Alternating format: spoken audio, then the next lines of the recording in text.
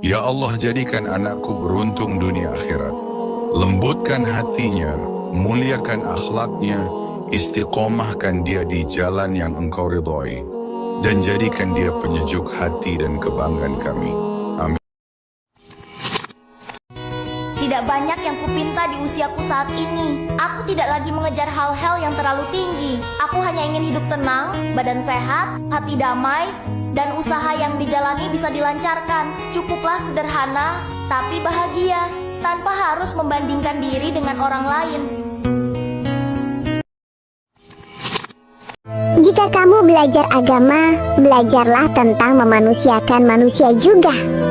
Supaya kamu tidak hanya pandai beribadah, tapi juga pandai menghargai orang lain. Sebab, jika diukur soal alim, iblis lebih alim daripada manusia. Orang bersalah itu perlu dibina bukan dihina, lalu dirangkul bukan dipukul. Gunakanlah solusi bukan emosi. Kedepankanlah nilai kebenaran bukan mencari-cari pembenaran. Orang yang paling rugi pernah hidup di atas dunia, pernah berjalan di atas dunia, pernah diberikan nyawa di atas dunia, tapi tak pernah mengajak orang ke jalan Allah Subhanahu wa ta'ala. Umat yang paling baik bukan yang selalu ke Makkah, tawaf, haji dan umrah. Dia baik tapi belum paling baik. Yang paling baik kata Allah, kuntum khaira ummah, kamu umat yang paling baik, ta'muruna bil ma'ruf, mengajak kepada berbuat baik, wa tanhauna 'anil munkar, melarang dari perbuatan mungkar, wa tu'minuna billah, beriman kepada Allah Subhanahu wa ta'ala. Belajarlah seperti burung, meski mampu terbang tinggi, ia tak pernah lupa kembali ke daratan. Itulah konsep bersyukur. Setinggi apapun pencapaianmu, tetap rendah hati. Belajarlah juga seperti air, selalu dibutuhkan, tapi rela pergi setelah perannya usai. Itulah ikhlas, memberi tanpa berharap kembali. Mulailah harimu dengan secangkir kopi dan hati yang lapang. Karena hidup bukan hanya tentang memiliki, tapi juga tentang melepaskan dengan tulus. Hei, pernahkah kamu merasa harus selalu tegar dan tidak boleh menunjukkan kesedihan? Banyak yang berpikir orang kuat itu tidak pernah menangis. Tapi tahukah kamu, itu keliru besar. Kekuatan sejati justru datang dari keberanian untuk merasakan dan mengakui emosi kita, termasuk rasa sedih. Menangis bukanlah tanda kelemahan, melainkan bukti bahwa kamu berani menghadapi perasaanmu. Jadi yang beda pernah untuk menangis. Izinkan dirimu merasakan, karena setelah badai akan selalu ada pelangi.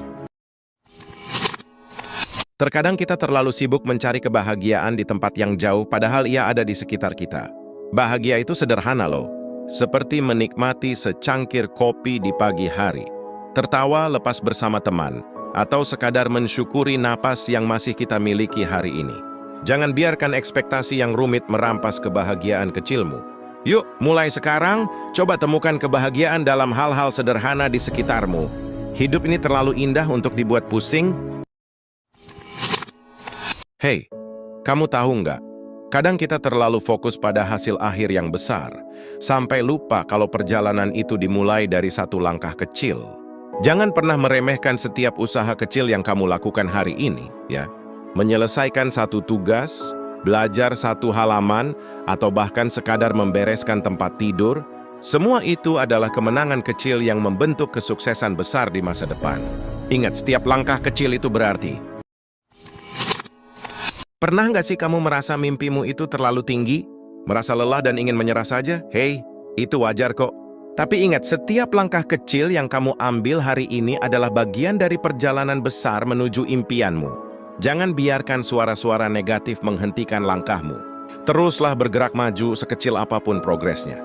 Karena mimpi yang kamu perjuangkan hari ini akan menjadi kenyataan yang kamu nikmati esok hari. Seperti inilah kehidupan. Satu kesalahan bisa menghapus semua kebaikan yang pernah kita lakukan. Di mana ingatan orang lebih kuat untuk mengingat sebuah kesalahan daripada kebaikan. Apa yang harus kita lakukan ketika orang lain tidak menghargai kita? 5 tips menyikapi orang yang tidak menghargaimu. Pertama, tetap sabar. Kedua, melakukan evaluasi diri. Ketiga, bicarakan secara empat mata. Keempat, abaikan saja dan tunjukkan kalau kamu baik-baik saja. Dan kelima, balas dan tunjukkan dengan prestasi. Kita kuat karena dipaksa oleh keadaan. Kita ikhlas karena dipaksa oleh kenyataan. Tapi tak apa-apa. Untuk menjadi lebih baik, memang kadang perlu sedikit paksaan. Contoh orang yang rakus dalam dunia. Hidupnya cuma untuk makan, kerja makan, meninggal. Contohkan lewat nyamuk. Ada ayat tentang nyamuk, Al-Baqarah ayat 26. Nyamuk itu kan fungsinya cuma sedot, mati. Gitu kan? Coba cek, ayo, ada ahli nyamuk gak? Sedot, darahnya kumpul, beranak mati gitu kan? Bertelur mati, selesai kan? Nah itu makanya disindir oleh Allah orang yang hidupnya duniawi. Kerja terus, makan lagi, mati. Nyamuk tuh katanya. Ya kecil di hadapan Allah, kecil. Ini kecil gak ada nilainya kata Allah. Makanya Nabi komen, kalaupun dunia itu seperti sayap lalat atau nyamuk, korupsi. Ini orang gak sehat nih. Korupsi pada sesuatu yang akan ditinggalkan. Dan yang paling menarik, dia tahu akan wafat. Dan dia tidak tahu kapan dia wafat. Kenapa dia tidak berpikir saat akan korupsi diwafatkan oleh Allah? Makanya kata para ulama, ketika berpikir berbuat maksiat, coba rasakan akan wafat. Allah itu baik banget sama kita. Allah gak pernah menolak doa kita, walaupun kita sering menolak panggilannya. Allah panggil kita, hayya 'alas shalah, kita pura-pura gak denger. Hayya 'alas shalah, kita pura-pura sibuk. Tapi begitu kita butuh, kita banyak masalah, ya Allah, Allah berikan permintaan kita. Allah berikan hajat-hajat kita. Allah gak nolak kita, meskipun selama ini kita nolak panggilan Allah. Kurang baik apa? Makanya jangan sia-siakan kebaikan Allah. Jangan sampai kita rugi karena Allah yang maha baik kita abaikan. Karena Allah yang memberikan kita banyak kesempatan, tapi kita lewatkan kesempatan-kesempatan itu. Maka kalau kepada ayah bunda kita atau pasangan kita merasa sangat cinta dan ingin berbuat baik kepada mereka, apalagi kepada Allah yang lebih perhatian, lebih setia, lebih baik kepada kita dari siapapun. Orang yang paling baik sama kita hari ini, besok bisa menjadi orang yang paling kita benci loh. Bisa banget. Bukan karena dia jahat, banyak faktor. Terus siapa yang gak akan mengecewakan kita? Harusnya, kalau kita beriman, kita paham satu-satunya yang gak akan mengecewakan kita itu cuma Allah. Allah satu-satunya zat yang gak mungkin mengecewakan hambanya. Sehingga kalau kita pengen sembuh dari kecewa, maka cobalah libatkan Allah dalam segala urusan kita.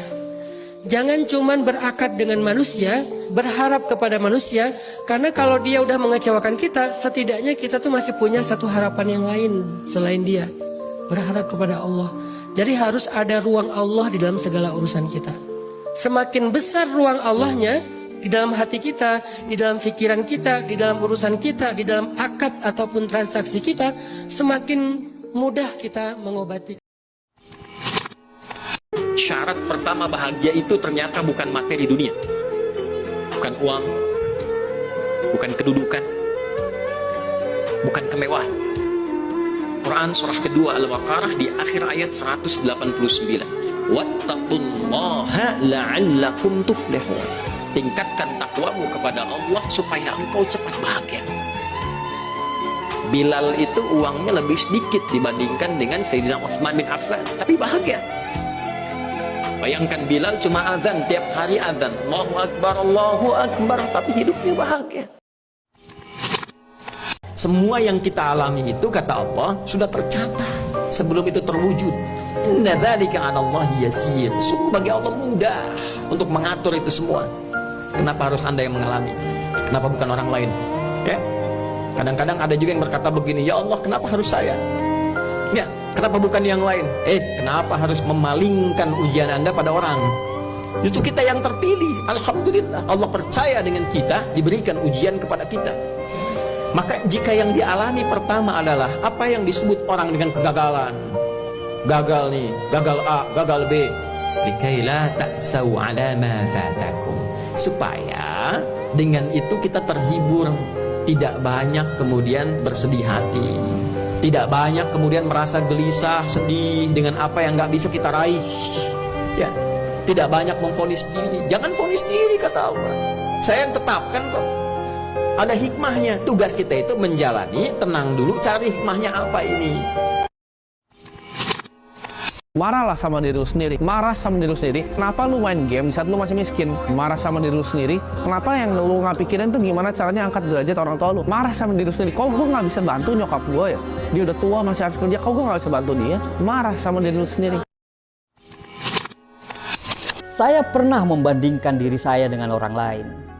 Terkadang memang ada rasa iri pada mereka yang selalu beruntung tanpa harus berjuang sekeras saya. Tapi saya lupa bahwa semua bunga tidak mekar secara bersamaan. Begitu juga bulan dan bintang. Mereka akan bersinar pada waktunya akan tiba. Semua ada waktunya ternyata.